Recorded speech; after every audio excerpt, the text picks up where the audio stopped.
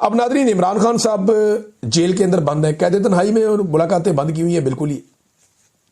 लगभग 70 दिन हो गए। एक आधी मुलाकात उनकी बहन से करवाई गई थी। अगर आप नवंबर से गिन लें, 4 नवंबर से लेकर अब तक मुलाकातें हो नहीं रही इमरान खान साहब की, और कोई स्ट्रेटजी भी नहीं आ रही।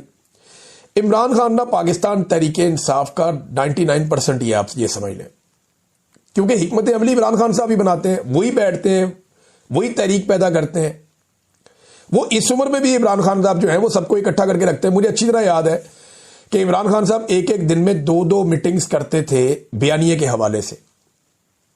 वो 2-2 मीटिंग्स करते थे कि हमारी लड़ाई बहुत बड़ी है, नैरेटिव बनाना पड़ेगा, बात करनी पड़ेगी, ये वाले इशू पे क्या करना है, इस पे क्या करना है। बार बार अपने साथियों से मुशावरत करते थे, बार बार हिकमत अमली बनाते थे, और इमरान खान साहब बहुत मुतहर्रिक रखते थे पूरे सिस्टम को, पूरी पार्टी को। क्योंकि देखिए, पाकिस्तान तहरीके इंसाफ हालत जंग में है पिछले 3-4 साल से। एस्टेब्लिशमेंट ने उनके लिए जंग के दरवाजे खोले हुए, मारो इनको, तबाह बर्बाद कर दो, ये कर रही है एस्टेब्लिशमेंट।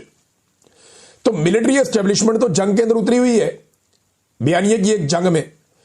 तो इमरान खान साहब जब तक बाहर थे वो रोजाना की बुनियाद के ऊपर बयानियां बनाते थे, या जब तक उन्हें जेल के अंदर से मौका मिलता रहा वो जेल के अंदर से गाइड करते रहे। लेकिन जब से इमरान खान को कैद तन्हाई में डाला गया, अब मुझे एक बयानिया बताइए पाकिस्तान तहरीके इंसाफ ने बनाया, सवाए एक जुमला है सुहेल आफरीदी का कि हर चौक डी चौक। इसके अलावा आप बताएं कौन सा बयानिया। सुहेल आफरीदी बतौर एक वजीर आला अपने तौर पर भाग दौड़ कर रहे हैं, और वो मोबिलाइजेशन कर रहे हैं, चैनलाइजेशन नहीं हो रही। मोबिलाइज करना और चैनलाइज करना 2 अलग अलग चीजें हैं। जो लोग समझते हैं उन्हें आइडिया हो गया है कि वो सिर्फ एक तहरीक चलाने के लिए लोगों को मोबिलाइज कर रहे हैं, विजुअल्स बन रहे हैं, वो अपनी जिम्मेदारी पूरी कर रहे हैं। लेकिन ग्राउंड के ऊपर स्ट्रीट मूवमेंट के लिए जो लोगों को चैनलाइज करना है, जो लोगों को जोड़ना है, वो काम नहीं हो रहा। मैं सीरियस आपको बता रहा हूं।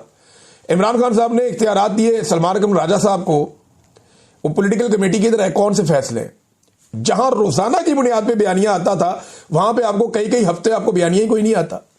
आपको पता ही नहीं चलता पाकिस्तान तहरीके इंसाफ है किधर, और इनका स्टेटमेंट क्या आएगा, या इनका मौकिफ क्या है किसी चीज के ऊपर। आप ढूंढते रहते हैं टेलीफोन करके इधर उधर कि जनाब इस चीज पे मौकिफ दें, और कोई मौकिफ देने के लिए भी तैयार नहीं होता। ये हालात हो गए।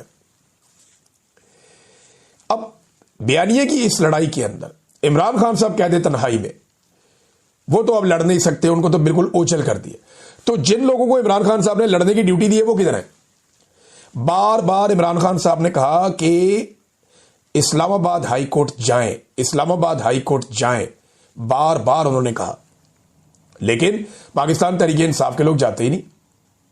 जाते हैं तो चंद लोग चले जाते हैं। 350 की तादाद है आपकी, 300 से ज्यादा हैं आप।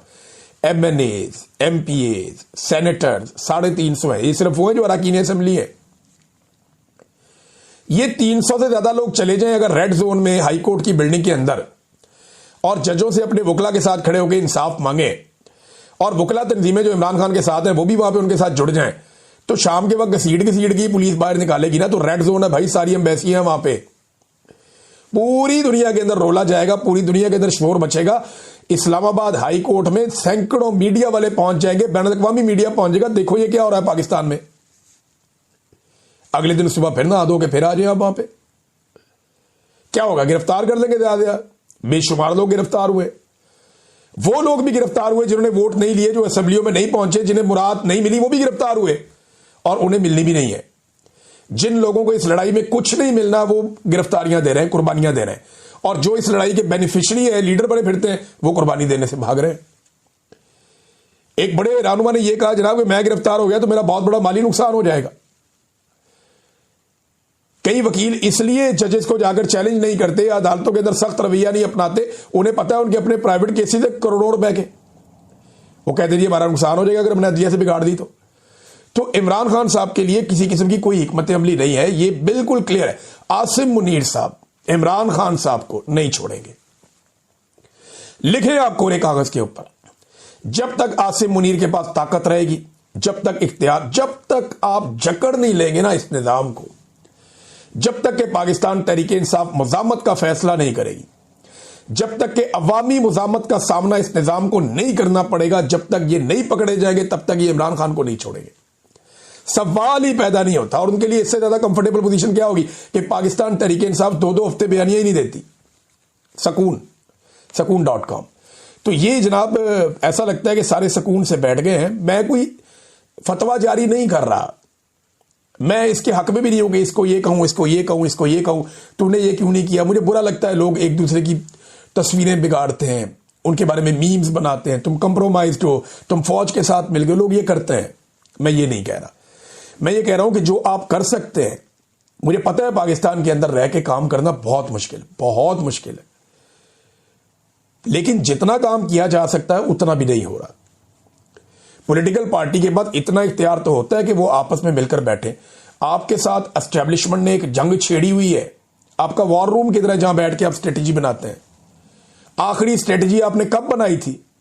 एक पॉलिटिकल कमेटी बनी है, सुना उसकी कोई मीटिंग एक दो हुई है, लेकिन पता ही नहीं क्या मीटिंग हुई है, उसका कोई एलामिया, कोई चीज हमारे पास है ही नहीं। वो तहरीके तहफ़्फ़ुज़ आईन पाकिस्तान वाले बैठते हैं, वो बैठ के कोई बात करते हैं, लेकिन उसके बाद सब गायब हो जाता है। वही लोग कोशिश कर रहे हैं। तो ये इमरान खान साहब के साथियों ने इमरान खान साहब के लिए मादरत के साथ जो वो कर सकते थे वो उन्होंने नहीं किया। हत्ता कि जिन लोगों ने आवाज उठाई ना, उनके लिए भी इन्होंने आवाज नहीं उठाई। मैं दो नाम आपके सामने रखता हूं, साबिर शाकिर, मोहित पीरजादा। इन दोनों को 85 साल सजा हुई है। मुझे बताएं, ये किसके लिए आवाज उठाते हैं? इमरान खान के लिए। पाकिस्तान तहरीक इंसाफ के ऊपर होने वाली ज्यादतियों के खिलाफ आवाज उठाते हैं ना दोनों लोग।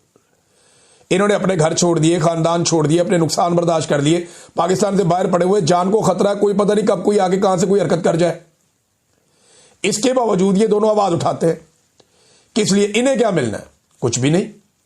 इन्हें हासिल क्या होगा? कुछ भी नहीं। मुझे अच्छी तरह याद है, इमरान खान की हुकूमत थी, सहाफी को मच्छर भी काट जाता था, पूरी अपोजिशन जाकर बैठ जाती थी।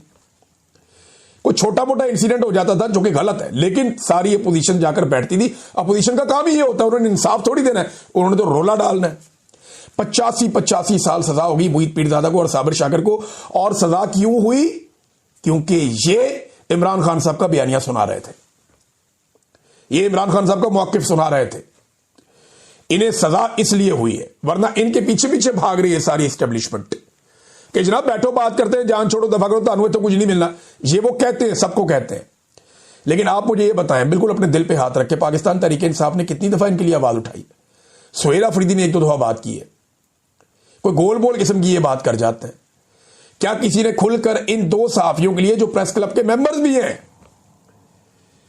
जो पाकिस्तान के अंदर कई कई दहाइयों से, कई कई सालों से जो है वो कर रहे हैं सहाफत, इनको 85 साल सजा होगी, किसने आवाज उठाई इनके लिए? ये रोजाना तहरीक इंसाफ के हक के लिए आवाज उठाते हैं, तहरीक लब्बैक के हक के लिए आवाज उठाते हैं, ये बलोचों के हक के लिए आवाज उठाते हैं, ये मजलूमों के हक के लिए आवाज उठाते हैं, ये इमरान खान के ऊपर जाली मुकदमात के खिलाफ आवाज उठाते हैं, उन्हें होने वाली गलत सजाओं के खिलाफ आवाज उठाते हैं। इनके लिए आवाज किसने उठाई? हमने अरशद शरीफ का केस किया, इनमें से कौन आया अदालत में? बताएं ना, कौन आया? कोई नहीं आया। तो ये कहानी है। ये पाकिस्तान तहरीक इंसाफ को ये सोचना पड़ेगा कि इमरान खान के बाद, यानी इमरान खान तो आवाज उठा रहे हैं, वो तो जोर लगा रहे हैं, लेकिन वो जेल के अंदर बंद है, कहते तन्हाई में चला गया, तो फिर कौन? क्यों नहीं आवाज उठा रहे? क्यों नहीं बात कर रहे?